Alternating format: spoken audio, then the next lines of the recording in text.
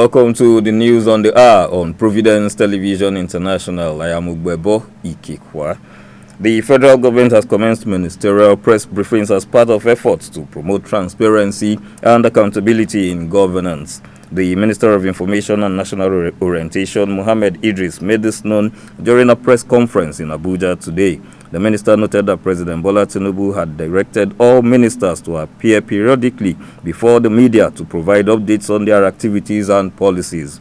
The briefings will serve as a platform for ministers to directly engage with Nigerians, highlight key developments in their respective ministries, and address public concerns. The Central Bank of Nigeria has eliminated the 3 free monthly withdrawals previously allowed for customers using other banks' ATMs.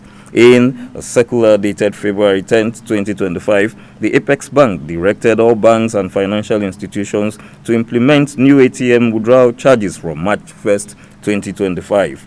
This means customers will now pay for every withdrawal made from another bank's ATM. The review affects the charges prescribed in Section 10.7 of the CBN Guide to charges by banks, other financial institutions, and non-bank financial institutions 2020.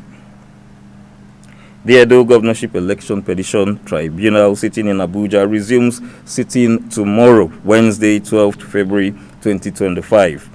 The APC is expected to open its case tomorrow and present witnesses before the tribunal. It is worthy of note that proceedings at the tribunal on the 10th of February 2025 took a dramatic turn as the witnesses presented by Governor Okweolu's counsel confirmed that there was overvoting in his polling unit in Ovia Southwest local government area where Deputy Governor Dennis Idahusa hails from. Media entrepreneur and veteran broadcaster Dr. Emmanuel Egariva has expressed optimism as regards Edo State Police Command's efforts to get rid of criminal elements in the state. Dr. Egariva disclosed this during an interview session on the program Issues in the News on Providence Television International. He commended the commitment and courage of the new Commissioner of Police, Edo State Command, Betty Otimehin, in ensuring that crime is brought to the barest minimum in Edo State. Lauding the Commissioner's efforts in combating crime, Dr. Egariva stated that adherence to the principles of human rights by operatives of the State Command is a welcome development. Can't you see the police in other parts of the world?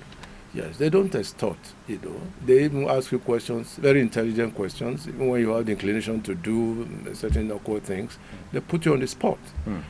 And I think that this has to do with training. I will plead with the Commissioner of Police to go into training and retraining of his officers on a fairly regular basis, because that's what they need primarily. All right? They need to be trained effectively in dealing with members of the public, because the police must be seen as a friend and not an enemy. Okay, so when you mention the police, the first thing that comes to mind is, oh no, am I going to get justice? Am I going to get fairness? But that can be washed away. I mean, obviously. It shouldn't be a situation where the complainant, you run to the police station, the complainant becomes the guilty. Although it doesn't quite follow, the complainant can be the guilty, all right? But it should be that they should expect justice to be done and justice to be delivered, even at that level. 7th of January 2025, CP Betty Otimehin resumed duty in the state capital as the first female commissioner of police in Edo State. Dr. Akinwumi Adesina, the outgoing president of the African Development Bank, has stated that he may step into Nigeria's political arena in 2027. As he approaches the end of his 10-year tenure at the Continental Financial Institution, Adesina revealed that he is open to serving his country if called upon. The former Minister of Agriculture under President Goodluck Jonathan expressed pride in his Nigerian heritage and recalled how he once declined an opportunity to obtain U.S. citizenship. He was elected AFDB president in 2015 and secured re-election in 2020. Under his leadership, the bank has focused on economic growth and the transformation of lives across Africa. Transparency International, a global coalition against corruption, has ranked Nigeria as the 36th most corrupt country in the world. Nigeria was joined by Uganda, Mexico, Madagascar, Iraq, and Cameroon in the same spot. The ranking released today highlighted the 2024 Corruption Perceptions Index. South Sudan, Somalia, and Venezuela are the most corrupt countries in the world for the year 2024, according to the Transparency International report. A suicide bomber killed 5 people, including Taliban security forces, today in an explosion outside a bank in northern Afghanistan. 7 people were also wounded in the attack, which targeted a queue of people waiting to collect their salaries from a bank in the city of Kunduz. Police spokesman for the Kunduz Province Police noted that it is working with relevant organizations to find the perpetrators of the incident and bring them to justice. No group has claimed responsibility for the blast yet.